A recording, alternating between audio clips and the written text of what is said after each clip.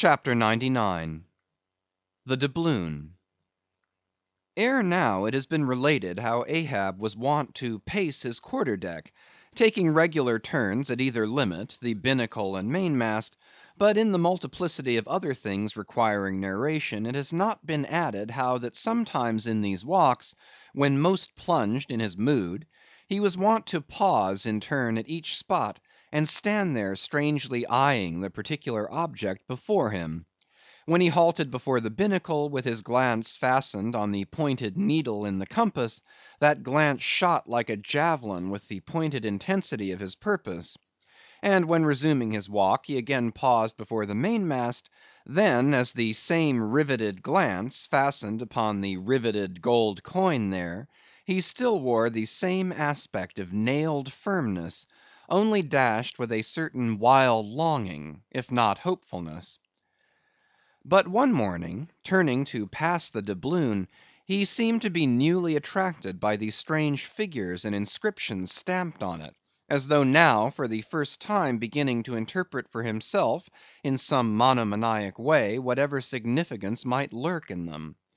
And some certain significance lurks in all things, else all things are little worth, and the round world itself but an empty cipher, except to sell by the cartload as they do hills about Boston, to fill up some morass in the Milky Way.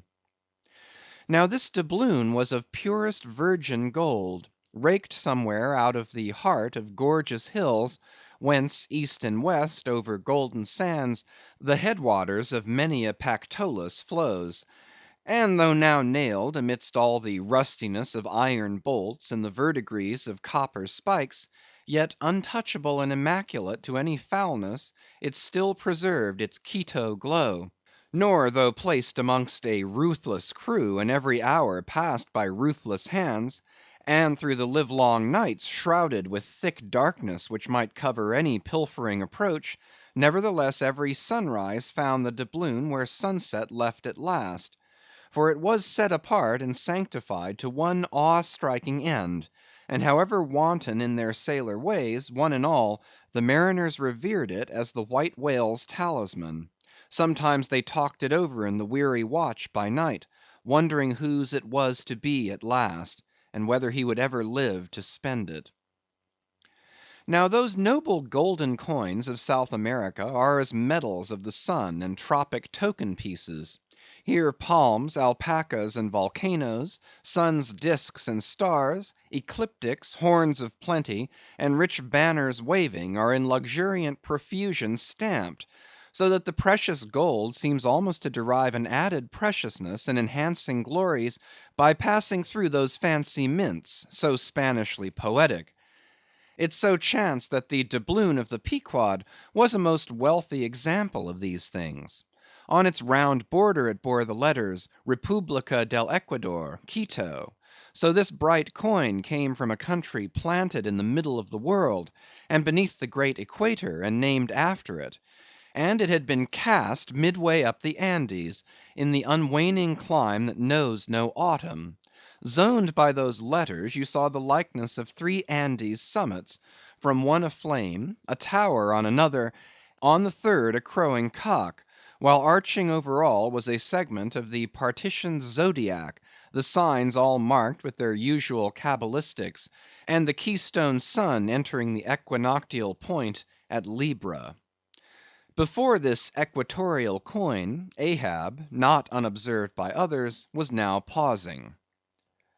"There's something ever egotistical in mountain tops and towers, and all other grand and lofty things. Look here, three peaks as proud as Lucifer. The firm tower, that is Ahab; the volcano, that is Ahab; the courageous, the undaunted, and victorious fowl, that too is Ahab. All are Ahab; and this round gold is but the image of the rounder globe, which, like the magician's glass, to each and every man in turn but mirrors back his own mysterious self. Great pains, small gains for those who ask the world to solve them; it cannot solve itself. Methinks now this coined sun wears a ruddy face. But see, aye, he enters the sign of storms, the equinox. And but 6 months before he wheeled out of a former equinox at Aries. From storm to storm. So be it then. Born in throes, it is fit that man should live in pains and die in pangs. So be it then.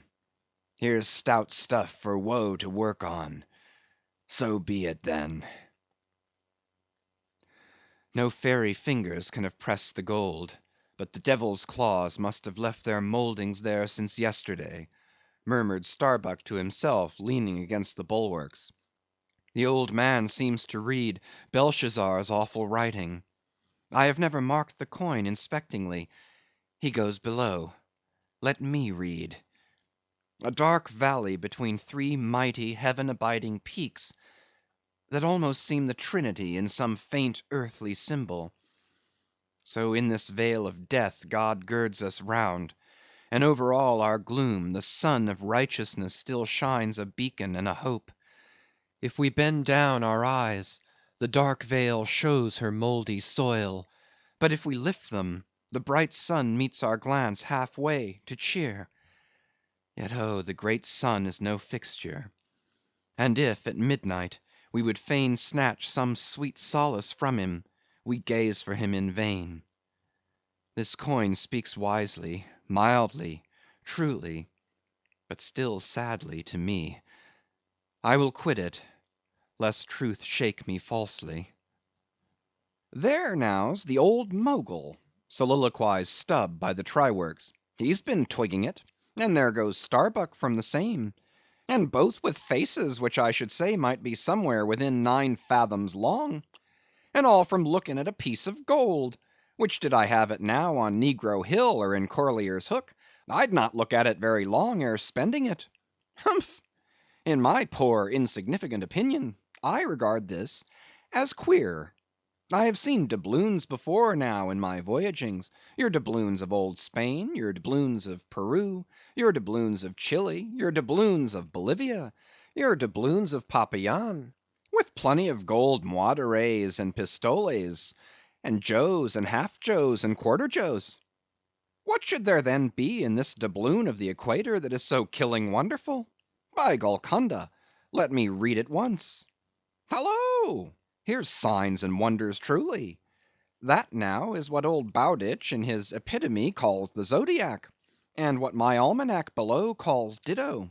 I'll get the almanac, and as I have heard devils can be raised with Daboll's arithmetic, I'll try my hand at raising a meaning out of these queer curvicues here with the Massachusetts calendar. Here's the book.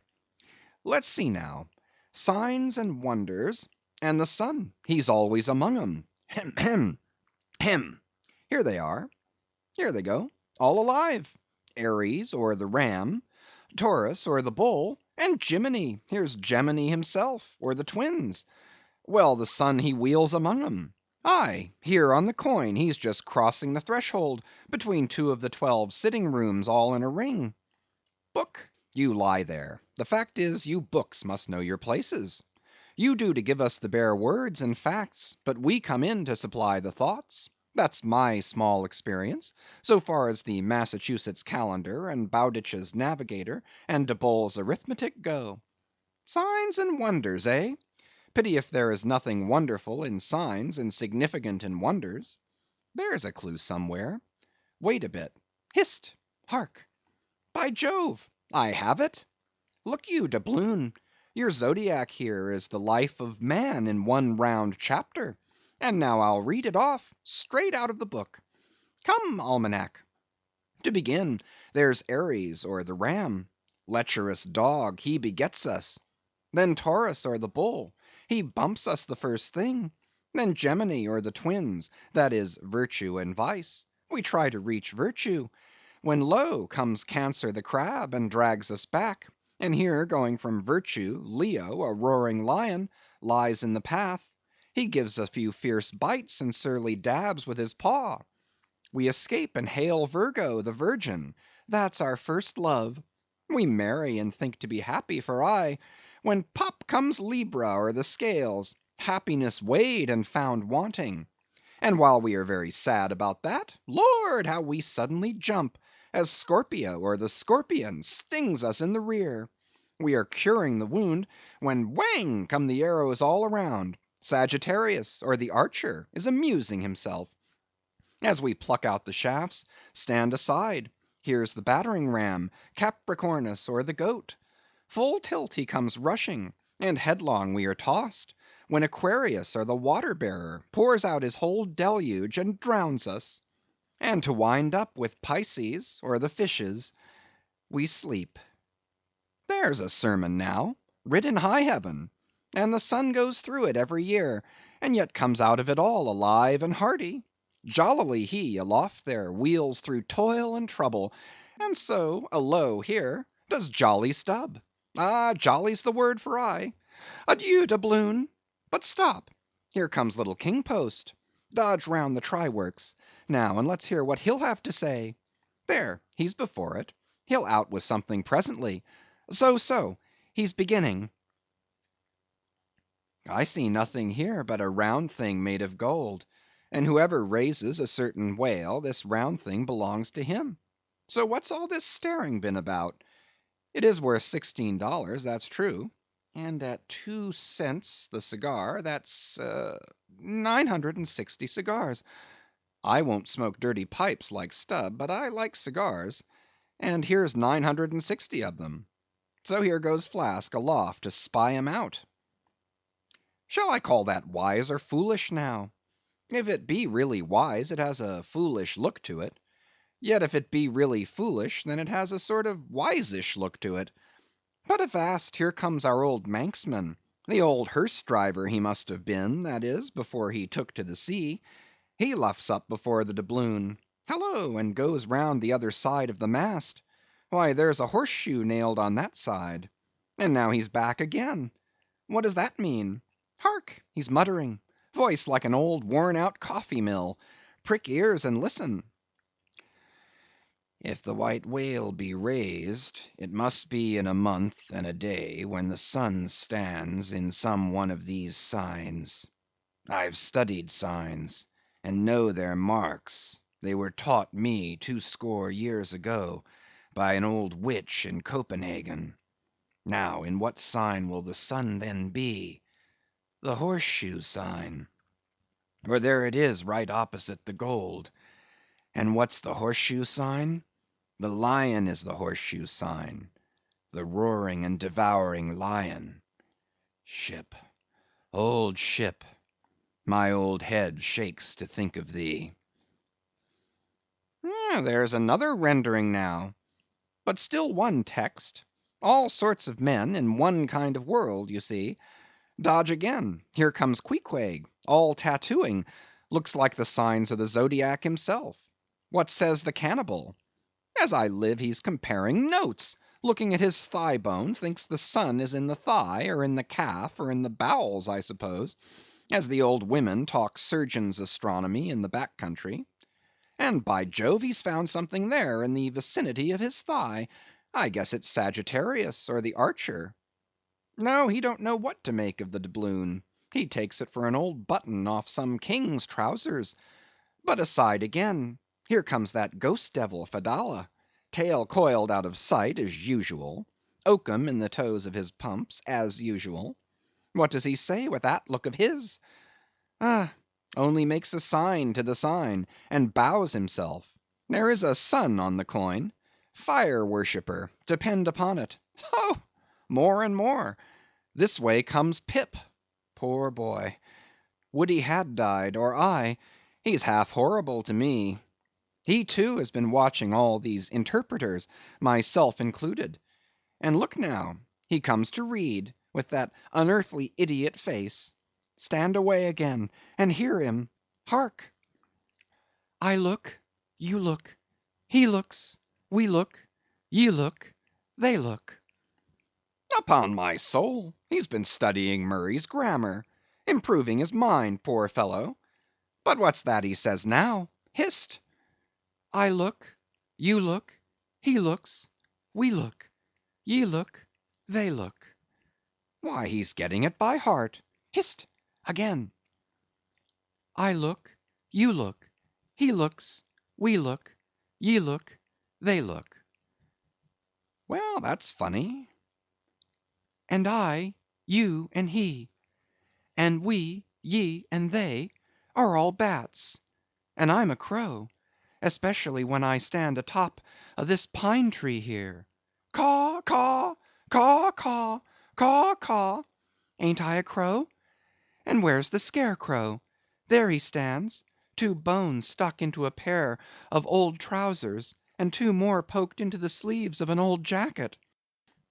Wonder if he means me? Complimentary. Poor lad, I could go and hang myself. Anyway, for the present I'll quit Pip's vicinity. I can stand the rest, for they have plain wits, but he's too crazy witty for my sanity. So I leave him muttering. Here's the ship's navel, this doubloon here, and they are all on fire to unscrew it. But unscrew your navel, and what's the consequence? Then again, if it stays here, that is ugly too, for when aught's nailed to the mast, it's a sign that things grow desperate. Ha! ha! Old Ahab, the white whale, he'll nail you. This is a pine tree. My father, in old Tolland County, cut down a pine tree once, and found a silver ring grown over in it, some old darkey's wedding ring. How did it get there? And so they'll say in the resurrection, when they come to fish up this old mast, and find a doubloon lodged in it, with bedded oysters for the shaggy bark. Oh, the gold, the precious, precious gold! The green miser'll hoard ye soon. Hish, hish! God goes 'mong the worlds blackberrying. Cook, ho, cook, and cook us. Jenny, hey, hey, hey, hey, hey, Jenny, Jenny, and get your hoe cake done.